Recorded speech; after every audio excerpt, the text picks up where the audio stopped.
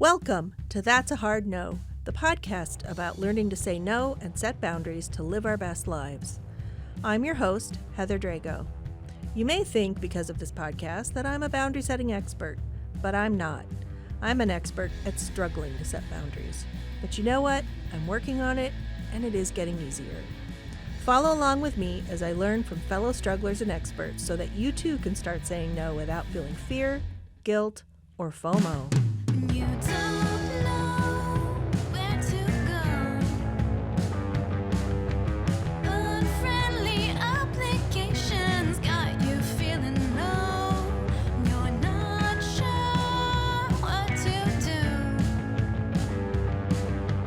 Weight of expectations is coming down on you. There's a phrase you should know. Tastes so much sweeter than hello. That's a hard no. What does it mean to be an ally? There are lots of ways we define ourselves in this crazy world. I'm a business owner, I'm a mother, I'm a homemaker, because I have a business, I have kids. Those four walls in a driveway are mine. It's easy to define what we are by the tangible. But when I say I'm kind, why do I do that? Because I consider myself kind? What can I point to as evidence that I am kind? Because there's not a diploma you can earn, there's no badge on my jacket that proves something that can't be defined. Fundamentally, this piece of our identity isn't concrete. It's not something you are, it's something you do. So it is with allyship. If you're not walking the walk, there's nothing to talk about. In our workplaces, in our social circles, in our homes, how often do we consider the perspective of people whose sexualities aren't the social norm? Do you bring those issues up on behalf of your gay and trans friends? It's something we all have to continue to work on, and in the workplace, these sensitive issues can feel even harder to digest and account for. If you're having trouble getting the reins of where to start, today's guest is an excellent resource. Amanda Cole is the Executive Director at Plexus LGBT and Allied Chamber of Commerce and an activist with an extensive history in the nonprofit sector supporting at-risk youth living in vulnerable communities. Her community involvement and training includes leadership and change facilitation through Points of Light Youth Leadership, People's Institute for Undoing Racism, and Nonprofit Leadership Alliance. How do you believe the LGBTQ community can identify the best boundaries for themselves when it comes to the workplace? That's really good. So it's going to be person by person. And it's interesting to even think about boundaries. And then when we're talking about workplace inclusion and belonging for the LGBTQ community specifically, for the reason that one of the things that's really true for us in the queer community, and I'll use the term queer, right, as well, okay, is that the personal is political.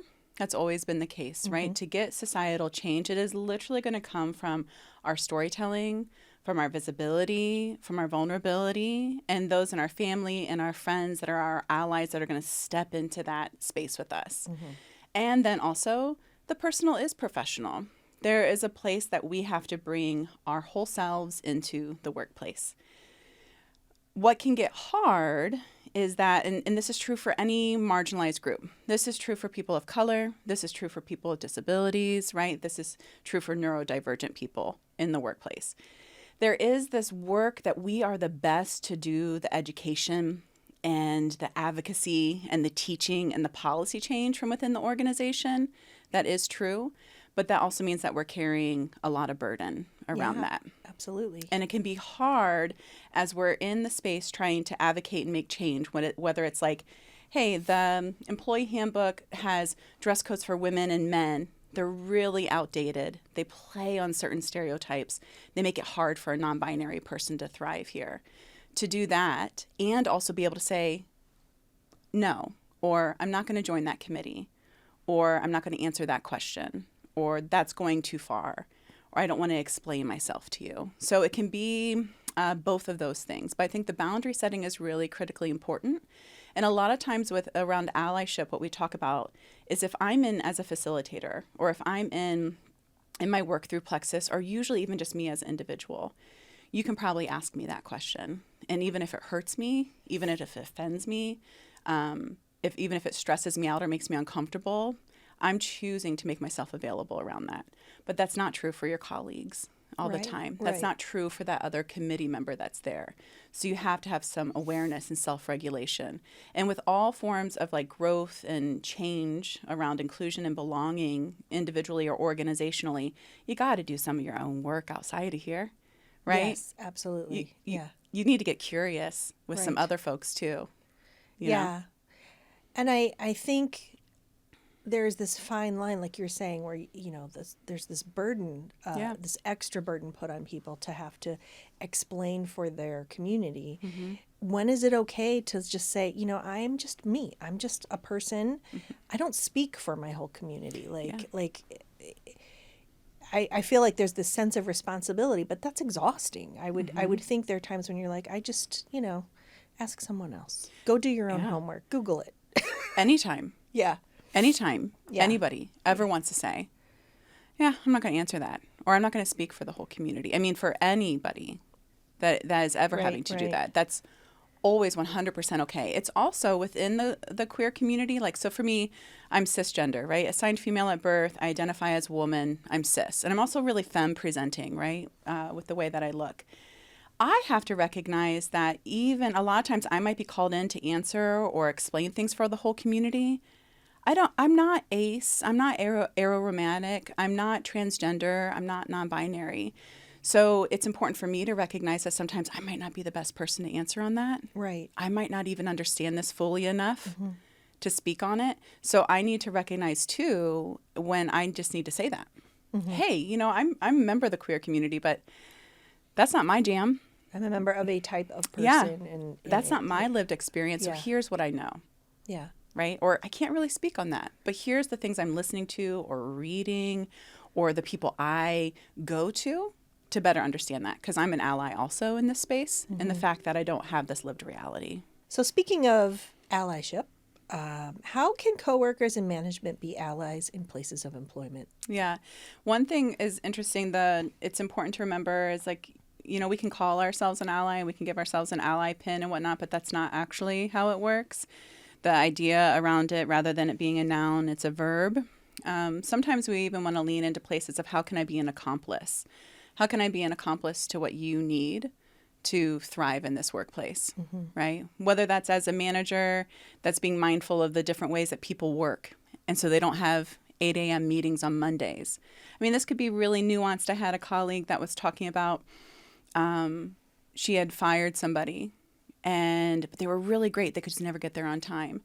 And then it was in retrospect that she realized it was a single mother who couldn't get there on time because as a manager, she was holding a meeting at a time that made it impossible for her to show up. Right. Right. And so these are other aspects around diversity and around inclusion and belonging that we can think about. So how can I be an accomplice? I think a lot of times what it means is being informed, but it can be tricky because, and again, I think this goes to boundaries. Being informed, having a general understanding and building up trust, and then having the awareness to know when to get in the way, right? When to say, hey, you shouldn't ask them that question. Yeah, that's not appropriate. That's not appropriate. Or they told you their pronouns are they, them. You got to use their pronouns, So that's kind of getting in the way. When to get out of the way. So there might be, again, that kind of thing I was talking about earlier. I might not be the best one on this one. I don't live this reality. There's somebody that does, that's going to say it more eloquently, that's going to get to it better, and they're ready. They're ready. So you got to recognize when to get out of the way, know? Yeah. And so I think that's about kind of reading the room in those ways. And then the other part about it is just it always comes back to this platinum rule, treating people the way they want to be treated, which means that you have to really get to know them individually. Yes. But it also might mean if you have a Muslim colleague, people practice Islam in numerous ways. So staying really curious, even though you might know a little bit of something about this religion. And then just being nuanced, right? So right now in Ramadan, what time am I holding meetings? can I be flexible and know that maybe folks need to go home at 3 because that's a long day, Yeah. right? It's a long day. And then trust people to do the right thing, like have a degree of integrity with how we're going to try and meet them where they're at. Yeah. Right, right.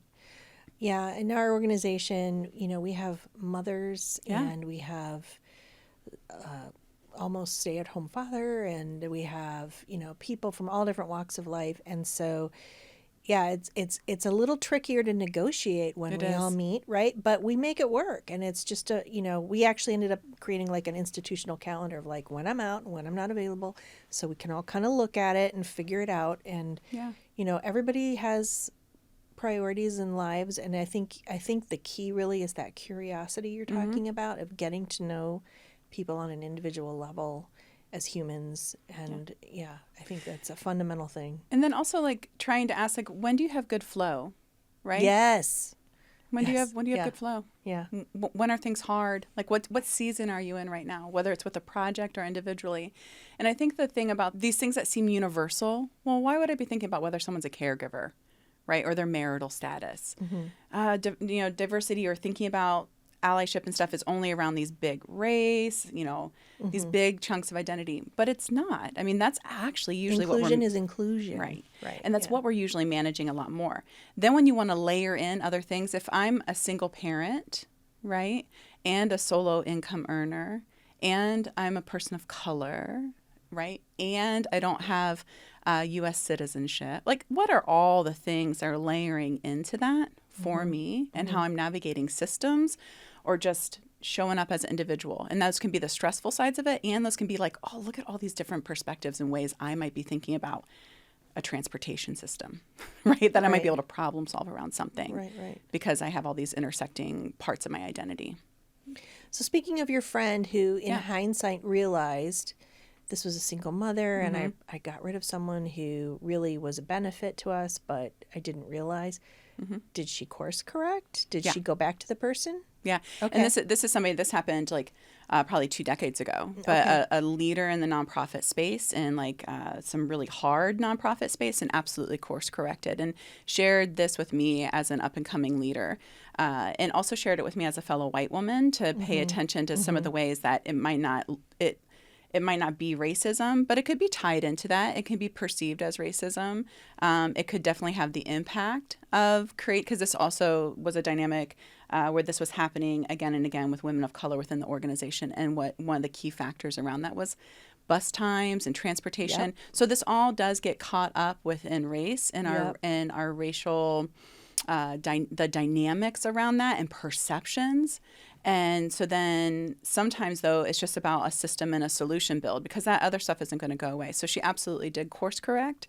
And it was interesting, too. I mean, it did have to do with, like, if people can get to your job, however they get to their job, that's great. But if they're using public transportation, right, and I don't use public transportation, can I have awareness of what that is? So I'm timing when we do programming or events and whatnot. And then, of course, though, that's going to have an impact around socioeconomic status and class and other factors, too. Yeah. It almost seems like a conversation could have been had of like, so what's happening? Rather than just fire someone, what's happening with you? Yep. I try at least once a year. Usually it's an ongoing thing, but at minimum once a year, where it's like, so how's it going? How do you like your job? Are you getting enough hours? Do you like what you're working on? That's like, good. What's happening in your life? Just because I want to know that people are still invested, and if there's a problem, how can I solve it? Yeah. So, I still think we have a ways to go and a lot we could do better, but like, I just try to just approach it on the personal level. So, Absolutely. And a lot of times it's around a question. We often expect people to set their boundaries through them telling us with a statement, but oftentimes it's somebody asking a question that we get a better understanding of the room that we're all in or not. Yeah. So when we're talking about leadership and owning a business, how can we keep DEI, equity, inclusion, like how do we keep it top of mind as an organization? Well, for us at Plexus, the LGBT and Ally Chamber of Commerce, this was something that was really curious for us. So when we're working with a large corporation, they're investing in equity and inclusion and belonging and, ESG and all this different stuff because there literally is data that suggests that it just helps with money, right? If people are leaving jobs because of discrimination, it costs about 64 million, I think, is the economic impact of that turnover when people leave because they don't feel like they belong or that they're safe, right? So we see companies and corporations investing in DE&I. And I think there's like the good side of it because it's the right thing to do. It's also a money thing, and that's fine. So then when we are thinking about it, we just launched our business inclusion hub specifically because our question is, how does a small business do this? Yes. How does a small business do this? How does a pizza place do it? How does a coffee shop do it? How does Gudorf and Sons out of Minster, Ohio, my grandma and grandpa's store that they used to have? How do they do this, right? When it's a family business, how do we help them keep it top of mind?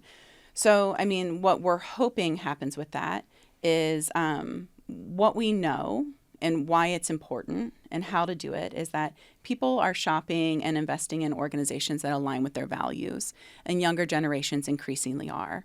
So if the reason you're going to do it just needs to be a bottom line, that's your bottom line. There's a pink dollar. It's like 1.4 trillion within the queer community that we have to spend.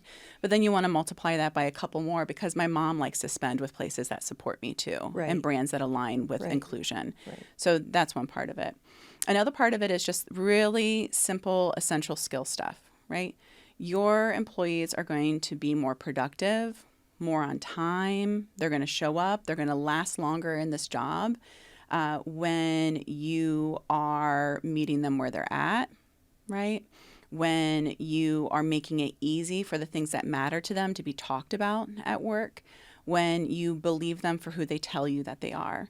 So if they're saying that as a woman in this company, I'm having this hard experience, right? And even if you think, it's just an interpersonal thing between this person and this person, well, it's not just for this woman, right? So believe her where she's at and get really curious about it. I think that's important to keep it top of mind. The other thing is just like, you can find businesses that are different than you. So like if I'm a white woman, which I am, and I'm a business owner, and I want to better understand how to have a workplace that feels inclusive for Black, Indigenous people of color. Well, what can I learn from business leaders and managers who are Black, Indigenous people of color? And it might be that they're doing the same kind of things that I'm doing. Maybe they have some insights to give me, but what are their hiring practices? How does that work for them? And just kind of being curious about taking the lead from other people. I think I lost my kind of train of thought there, but did I land our plane a bit? All good. As you were talking, I was thinking about, I'm so selfish and self-centered, but I well, you're thinking here to about think myself, about it for yourself. right? Yeah, of course. And so, we often work with nonprofit organizations or taxpayer-funded organizations. And so as part of our, request for proposal process, there's this question is tell us about your DEI policies and, approach. Yeah. And, it really, there was one last summer and it was a really big entity. And I had to kind of stop and go, I don't really have a stated, I'm a little tiny company, right? I don't really have a DEI statement. And so I kind of had to dig through, and there have been instances where I have worked with organizations that serve historically underserved communities or, people, different kinds of people. And I had to go back and kind of go, well, okay, here's who we've worked with. Here's how we've approached things. This is, our basic principle, and this is how we have performed in that way. And I'm realizing as a small business owner, like, it seems like having a big DEI policy in place is like sort of out of reach. It's something big companies do. So what can like a smaller company like me do to like make sure they have those policies and kind of set that tone for their culture? Yeah. So I'm going to think about some like wins. So on the nonprofit sector, it should be on the board statement. So for our board, say, we have a commitment to it as a board, our board members and our staff, to work on racial equity specifically, by diversity, equity, and inclusion in general. And so we strive to have 2 hosted trainings for the whole organization 2 outside trainings that come in and that focus on different elements of that. And we all do it together because also it's a team building exercise. It's a growing exercise. There's something really valuable about learning together that we kind of stop doing after a certain age. And that's a problem, right? Yeah. Like Ivan Illich in Deschooling Society, the main thing that came out that was like, you need to continue to find ways to come together as groups and learn and challenge. That's important for human development. So that's one part that we do there. I think another thing that's pretty easy is being really thoughtful about time off policies, right? So we know that we get a lot of distrust usually around like people's time off or how they use it, or it can be pretty tricky in an American they're getting context. more time off than I'm getting off, and why do they get that holiday off when I don't get this one? Right. Yeah. So what we've done around this is we give a lot of different holidays off. I think we have like 16 in total, right, for us. But even when you're looking at the typical American calendar, it's going to skew pretty Christian, right, in a certain way. Like Christmas and Christmas Eve are going to get off and whatnot. So we have, as a part of our policy, and then my job is to check in about that regularly, any other days off, any other days that you need that are culturally or personally relevant, right? So that could be your birthday. You don't work on your birthday. Maybe that's really, really That's important. awesome. So you get to say that. That's really important. You don't get a floating holiday if it falls on a Sunday, right? It could be like, for me, like May 1st is a day I need to take off. It's the day my father-in-law died. It's always just going to be a day. It's not going to be great for me to work. Yep. So through our policy, I get to share that. It could be then things too, like here are these religious or cultural beliefs that I have that I need half days, or I'm going to need a day off. And it just opens that up. I mean, the other thing then specifically for the queer community is recognizing like around bereavement policies. So first of all, if you're going to give 3 days for like a close relative and 1 day for a far off cousin, let's just like stop that as a whole and just trust that people are going to have grief and they're going to need to take care of it as they are. But you can be responsive because also there's different like religious and cultural, ethnic cultural practices of maybe people take longer. But when we have policies like that, we should get rid of them also because for the queer community, we have chosen family. You know, so that's just like really a way that we can be responsive. So then also back to you as a small business owner, when you're thinking about you have a good and service to give away. So are you able to quantify that to say we're going to work with organizations, this many organizations we're going to donate our time to, or we're going to seek, and I'm sure you're doing this, we're going to seek to work with organizations with budgets of this size and that work in these given areas.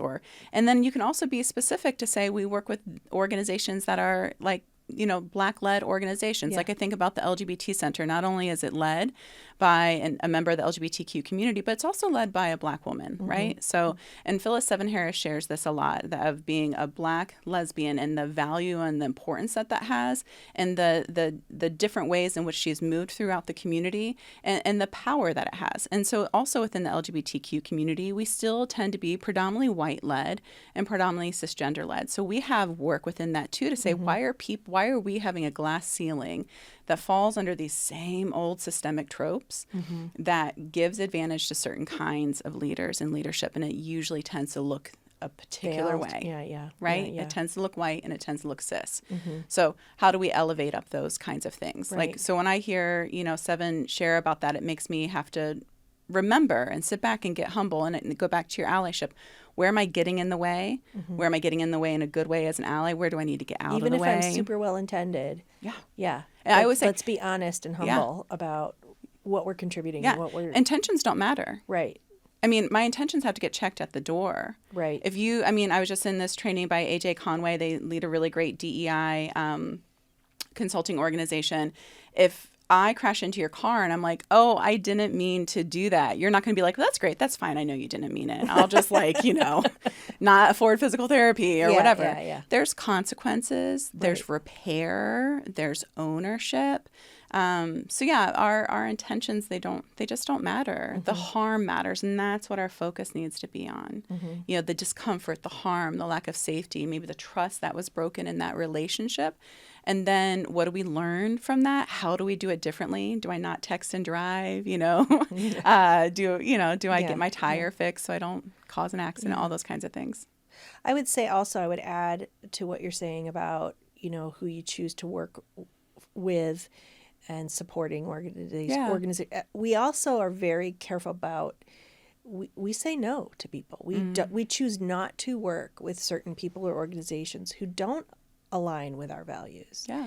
I'm proud of the clients we have, Right. but I'm selective because I want to make sure I can't do my best work for you if we don't share the same values. Yeah, and I'm not trying to like name drop, but as you're talking about this, I just am thinking about these people that are doing this well and that I'm also really learning from. So I think about All Events Planned. Their Plexus member, Brandy Hammerstone, did this big redesign and is proudly out serving LGBTQ community and proudly is seeking to work with and support BIPOC couples in their weddings, or BIPOC serving organizations and queer folks in queer organizations.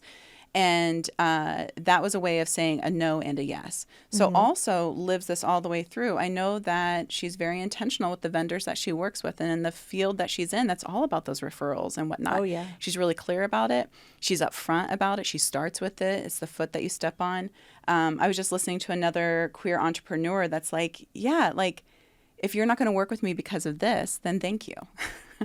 You just saved me. Yeah. You just saved me from wasting my time. Yeah. And then the thing is that I'm hoping happens is I'm seeing that maybe when I watch leaders step up into that space and small business owners, we can be risk averse as humans, like it's our lizard brain, and then risk adverse, right, as business owners at times. Yeah. I think that I'm watching, when I bring up that example of Brandy, she's showing a way that other people in that industry can do it. And I think that's especially true within certain industries, like events industry. You can feel like you can never say no.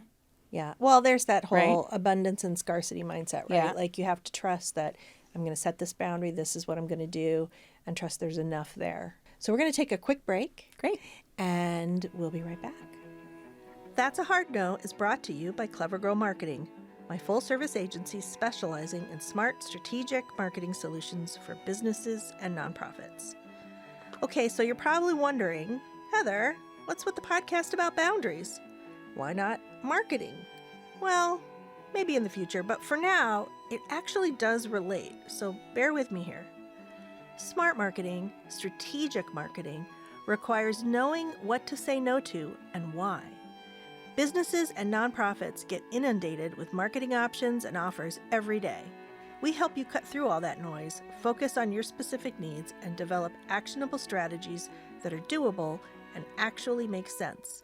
Whether it's websites, SEO, email, social, or traditional channels, we're experienced in all of it.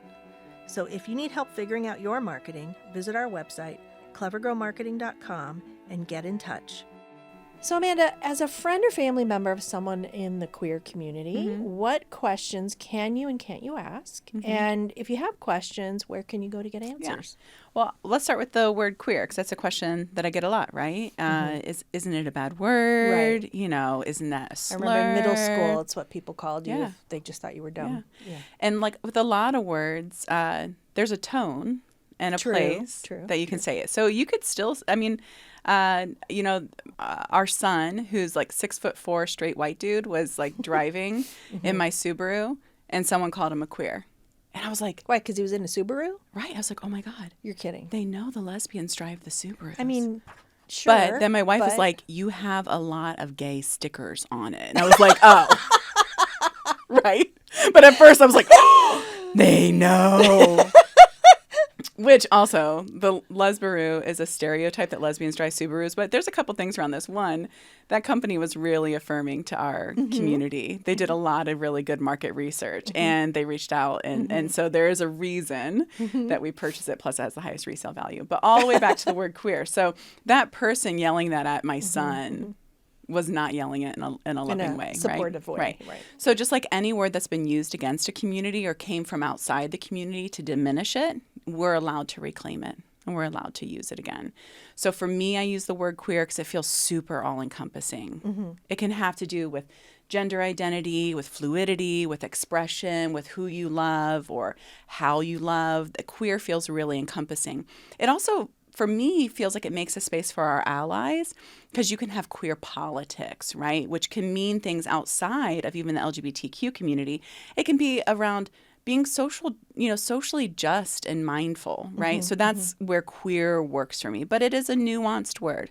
So like for allies, when they ask that question, if I am telling you to come to my queer cocktail hour and I have flyers on it and I'm saying the word over and over, then invite people to the queer cocktail hour or the queer poetry reading. Say the word, be comfortable saying it, because you don't ever want to say it in a way that's kind of weird and awkward, and then you're looking like you're uncomfortable with the LGBTQ community. But if you're not sure how to use the word, if it's not of yours, then you can have other ways of saying you just want to be confident. And then also the word queer is a unique one, because there's people in the LGBTQ community on either generational side that it's still painful. It'll never be okay. It's not a word they want to use. So there's that. So to ask questions. One of our members told me, it's a trans woman, said, "Don't ask me about any of my surgeries." Right? So there's things that you just don't ask people. You just don't ask people the intimate details of their medical history. Right. That's weird. And if you are doing that, right, that's kind of You wouldn't not. be like, tell me about your gallbladder. And Right. Yeah. You wouldn't. So things around body autonomy, around affirming medical care that have to do with gender identity, if it's an invasive question, don't ask it. But if you want to better understand what we mean when we say affirming medical care, you can look that up. You can go and Google that. You can go to the Cleveland Clinic. They have an LGBT center. They have an affirming care center. You can learn more about that. We want you to. We want you to be more familiar with that language, right? I always think about, like, would you ask my grandma what sex position she prefers? I wouldn't. I die inside every time I pretend to ask this question. So why would you ask me questions about my intimate life? Yeah. So it's just kind of common It's sort sense, of a right? strange sense of privilege. Like Isn't they it? have the right to ask these very, as you say, invasive personal things. Like Right. that's nobody's business. That's what happens when a group of people or individualized have been dehumanized, seen as other, and marginalized. It means that it gives permission to other people to not see them as fully human. We know the way that this happens for people of color. We know the way that this happens for people who are differently abled, right? Right. And so, and a part of that is just like having just compassion and thinking about your own self. How would you want to, as you said, the platinum rule Right. of how would you want to be treated? Well, the golden rule is The treat golden people the way you want to be treated. Right. Right. So that starting there, but then also treat people the way they want to be treated. Oh, I see what. Okay, I get Right? it. How do you Okay. want to be I treated? It means I need to misunderstood get it to know originally. you. Oh, I love that. Right? It means Okay. all that. But at the same time, so then it's like, well, I'm trying to learn. Because the other thing we hear when we do a lot of education trainings at Plexus is, oh, well, I wanted to ask, but I didn't know how. Or I was afraid to say that word because I didn't want to get it wrong. So the other thing is fear. Fear of getting it wrong is as dangerous as like xenophobia and fear of other people. It can be as limiting. So it is important to be curious. So I also think that it's about like people. So like in scenarios where you're told that you said something that was hurtful, that was wrong, that made somebody uncomfortable. First of all, like we were talking about earlier, I'm going to check my intentions at the door. It's not important for me to say I didn't mean it like that. It's important for me to say, oh, I'm really sorry that I did that And wrong. then do the work. And then do the work. Yeah. Now, depending on how you know the person, you could ask, if you know them really well, you could say, hey, could you talk to me more about that? Right? If it's a colleague, and again, depending on power dynamics and how well you know people and all those different things, it might be that a day later there's an email. I've been thinking a lot about our interaction or what you told me, and I really want to work on it. So if you have anything you want me to read or learn or watch, I'm open to it. I think that can be a little bit better than like, will you talk more to me about it? Yeah. And Again, putting that extra burden on someone. Yeah. right. And it's not saying, can you tell me more things I should read? It's similar, but it's saying, if you have anything, I'm going to do the work. I'm going to figure it out. But like, again, if it's your personal relationship and your friend and stuff, or your child, it's going to be pretty nuanced. It also matters where and how you're asking it, right? We were just talking about this in another training I was in with AJ, And so say someone tells you that their pronouns are they, them, and you don't get it. You don't understand it. Or they use a neo pronoun like zazir, zazir, which is a neutral pronoun. You can ask that person, but if you're like in a big conference room with the CEO or a client and something, or it's going to derail the whole conversation, probably not the time. I mean, in general, it's not cool to put people on the spot. Don't put people on the spot. Like, come on. Right. So, okay, great. Yeah. Hey, can you tell me more about that? If you're at a Plexus networking event and somebody uses that, you'd be like, oh, great. Hey, it's really wonderful to meet you. I'd be curious to learn more about that if ever you wanted to tell me. Right? And if they're like, no, you know what? I want to go over here and get a, gin and tonic and network. So maybe they want that. This is my social hour. This is my social hour. Yeah. Yeah. So speaking of pronouns, my youngest is trans. Nice. And I and my husband wholeheartedly support everything they do. We're just so proud of them. They go by they, them, or he, they, I should actually say. Okay. And it's something I struggle with, not because I have a problem with the concept. Yep. It's 22 years of habit of saying her and she. And so I'm constantly catching myself and correcting myself. And luckily, they're very patient. And they say, I understand you're trying. And, and also there's like even a little bit of just like middle school grammar stuck in my head where they is a plural. Okay. Right. Yeah.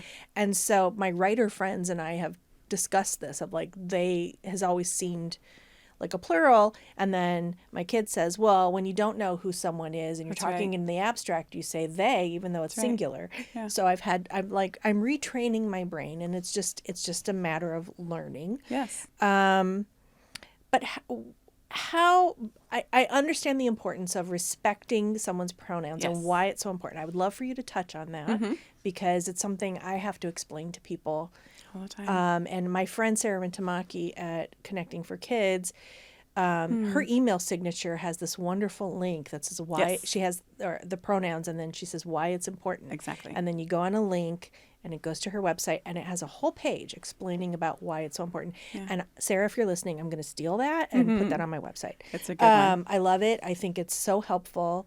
So I'd love to touch on that. But like, why is it so important to respect people's names and pronouns as they are now?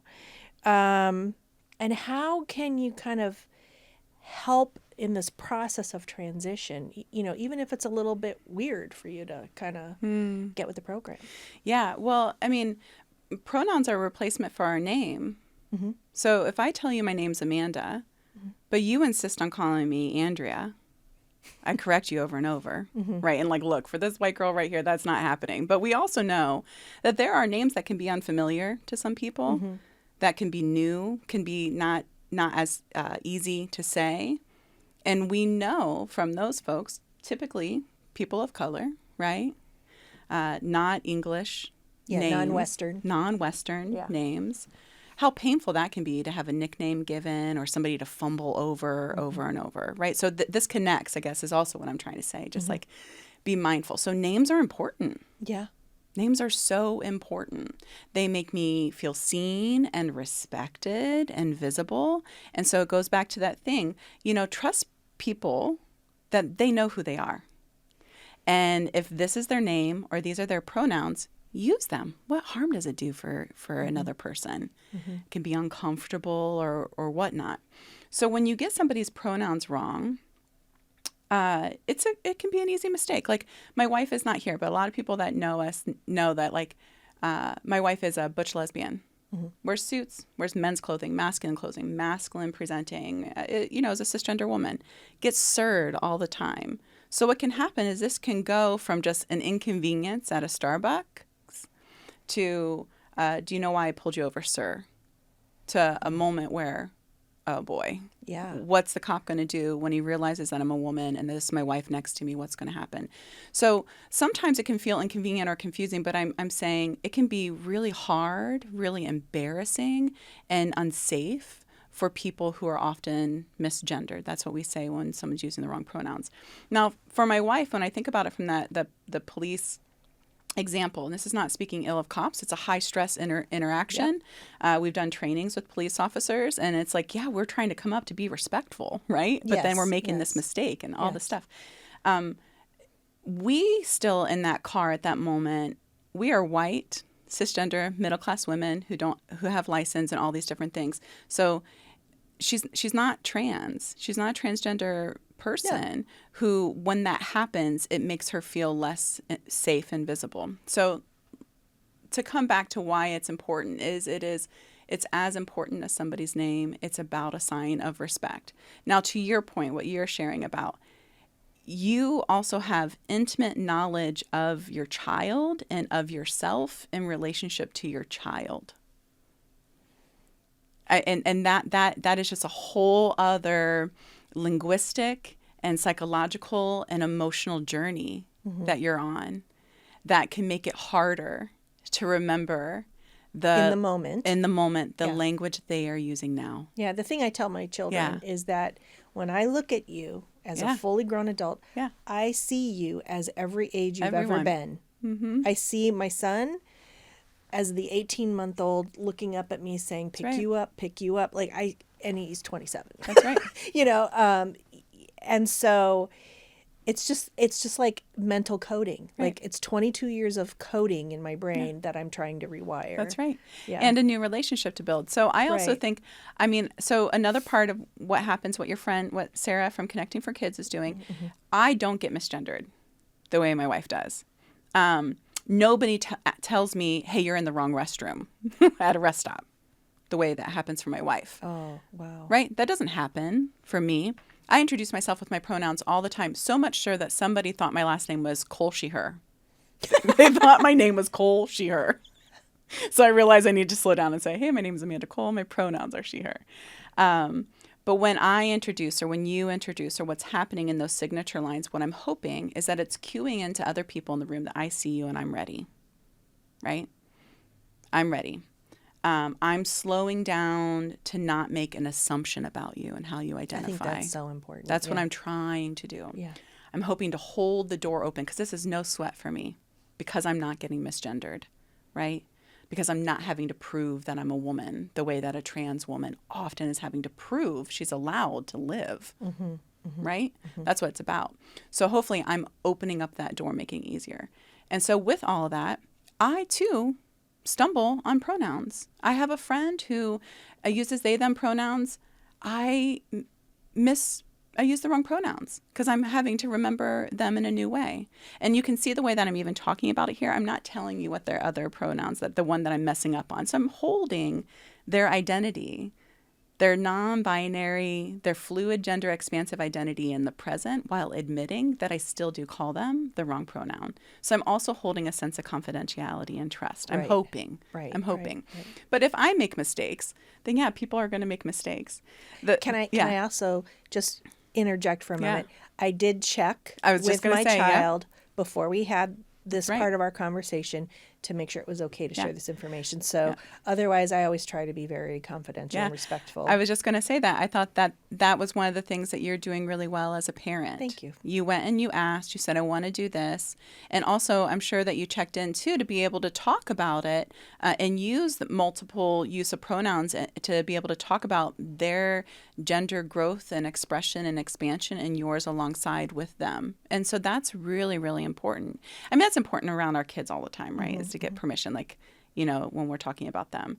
So I think that that's a huge part of it.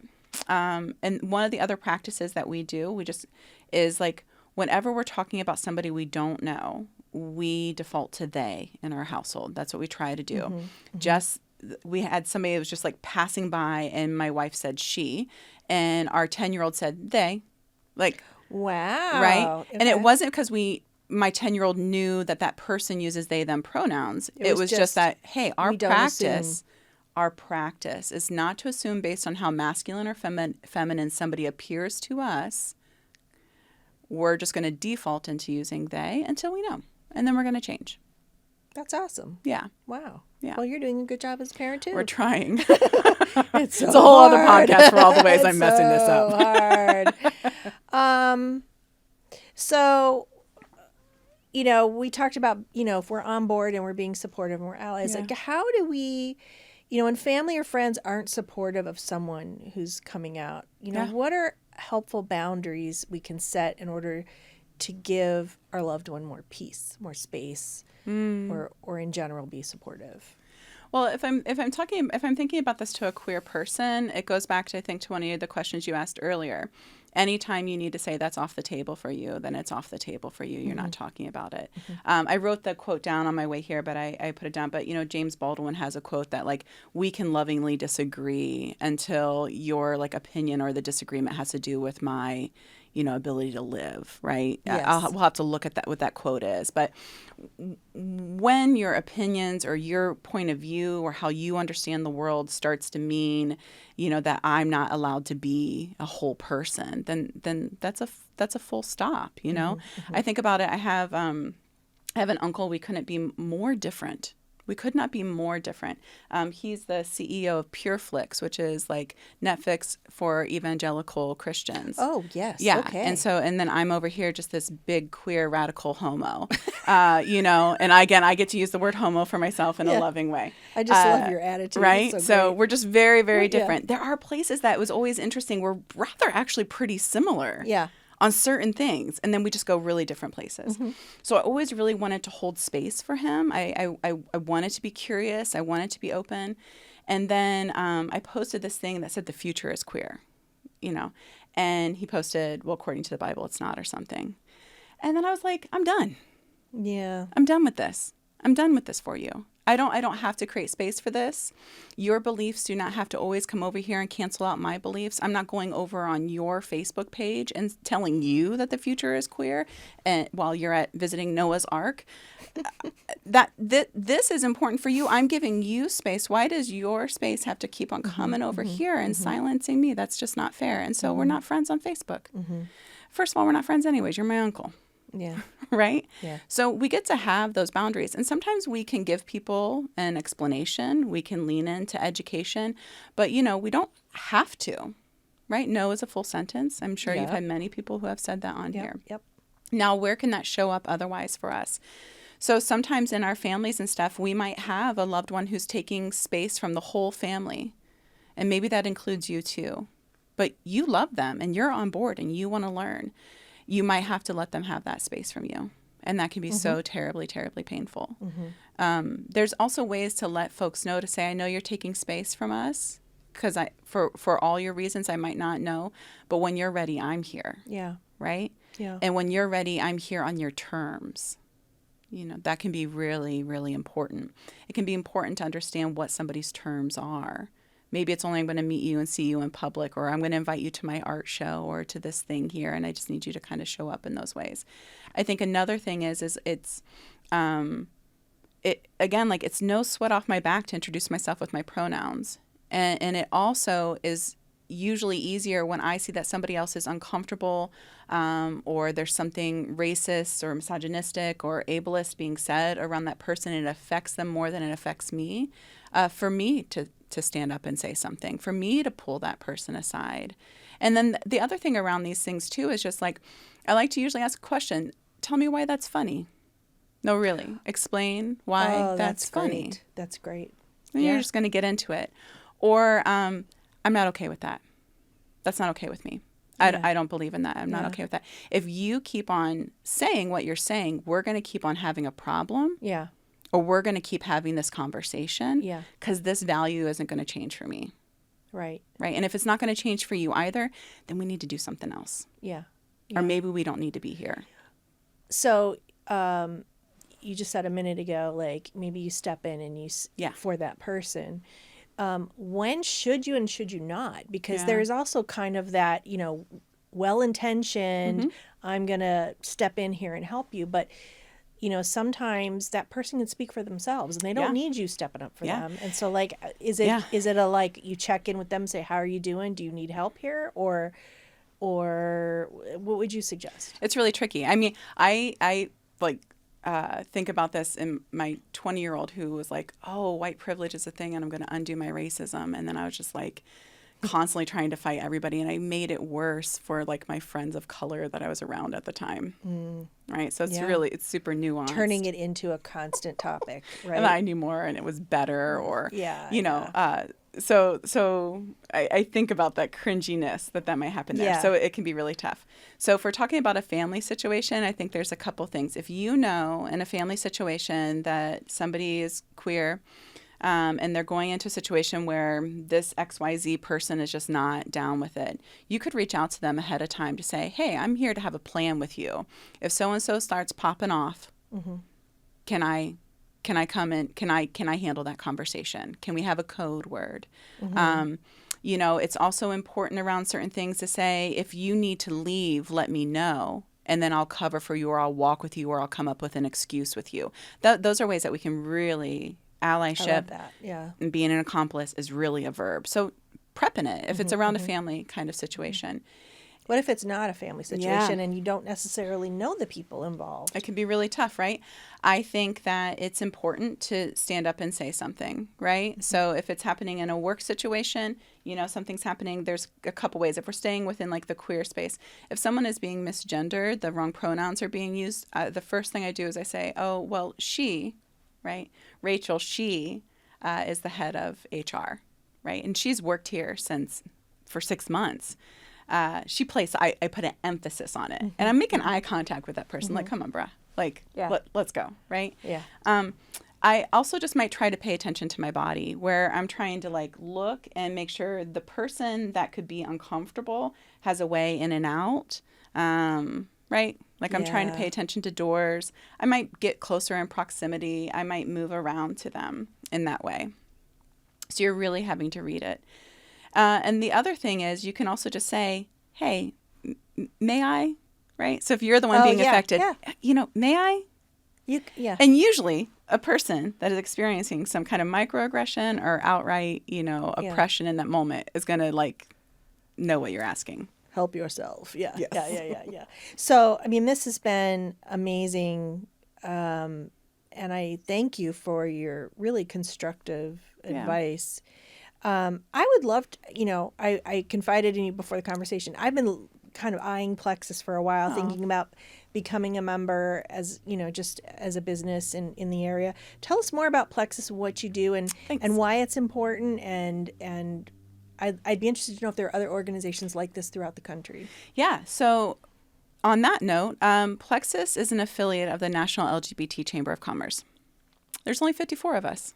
So when you want to think about the nonprofit landscape, there's in the whole country. Wow. And then there's like about 30 international kind of thing, chambers or business associations, but 54 LGBT and allied chambers of commerce in the United States. So when you want to think about the nonprofit landscape, there's hundreds of thousands of nonprofits. There's thousands and thousands, tens of thousands of LGBT nonprofits. There's only 54 of us that are working at the intersections around economic development, workplace inclusion, small business support, and LGBTQ advocacy. So joining your local LGBT and allied chamber of commerce is just a really, really good thing. We need you all to do it. Most of us are volunteer-led. Plexus was founded in 2006, and we were volunteer-led by our board and really strong leadership like Michelle Tamalo, a fantastic business leader who was really running the organization until we were able to hire an executive director 13 years later after our founding. Wow. Most of us are volunteer-led, very small kind of chambers of commerce.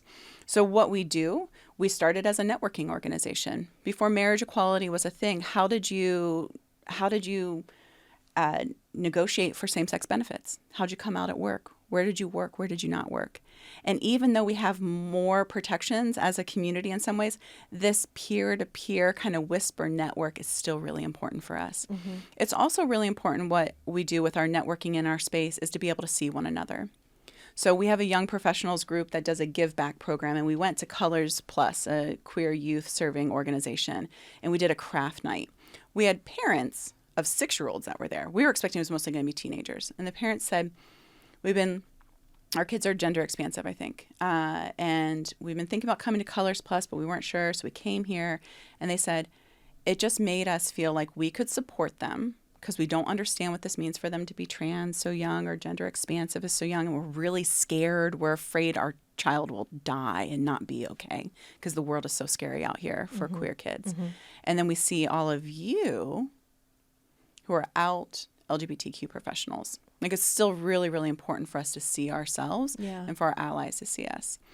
So that's a critical part. And then aside from that, I mean, we have an amazing business directory. You can post jobs, you can post your events. Like, people are looking to spend their money with allied-owned businesses and LGBT-owned businesses, small solopreneurs all the way up to corporations.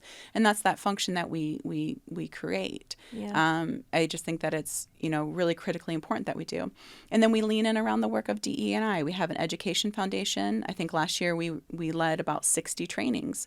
So we're coming in to work with you around your workplace and inclusion efforts, around your HR policies, around recruitment, around creating a transgender handbook, which we always co-lead with a trans-led facilitator. So we're doing that kind of work there. So it's just really great. And then the other thing that happens at our events, my first annual meeting is when they announced who I was. And I said to my wife afterwards, I said, everybody was so nice. And my background is in fundraising and development. So I was used to people not wanting to talk to me because I was going to ask them for money. And I was like, I think people are so nice to me because I'm the executive director now. She said, no, I think what it is that we know as queer people what it was like not to be picked for the team, not to have a place, to be bullied, to get our asses kicked. And so when you come to our networking events, we're like, hi, how are you? Hello. Have you met everybody? What are you doing here? It's like super welcoming. How can I help you? Yeah. We're like, oh, hi, you're here for us.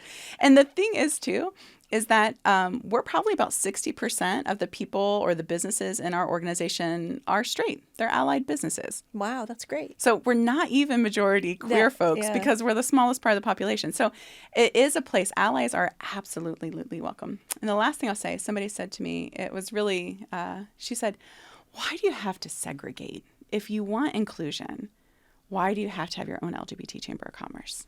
Why do you do that? I don't understand why you do that. And I was like, well, if you're saying this to me as a white person, then you're definitely saying this to black folks too. You're not understanding. And this is what I say. Doors open both ways, right?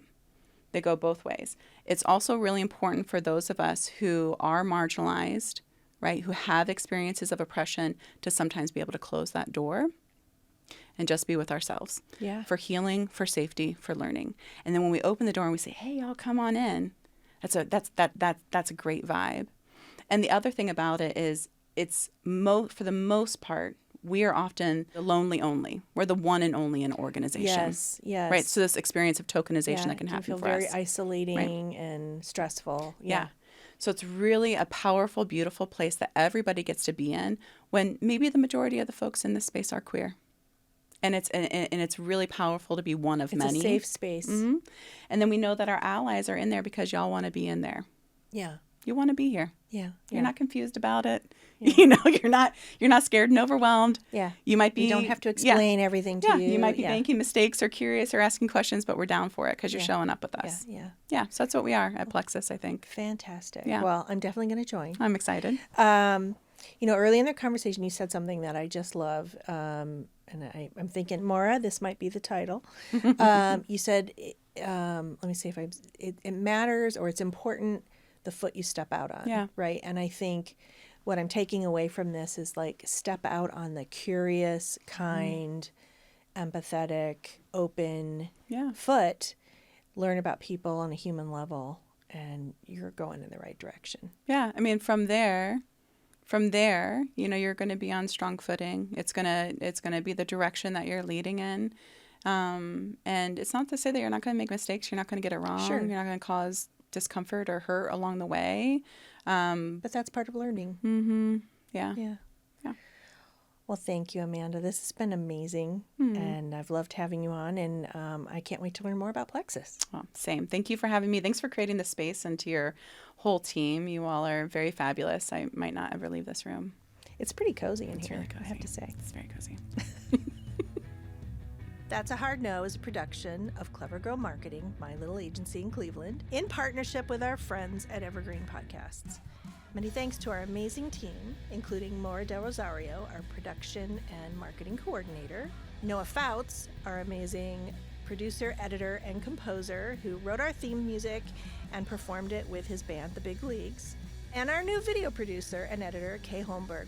You can find show notes and resources on our website, and you can find other fun stuff on our socials. We're Hard No Podcast. Find your no, then say it with me.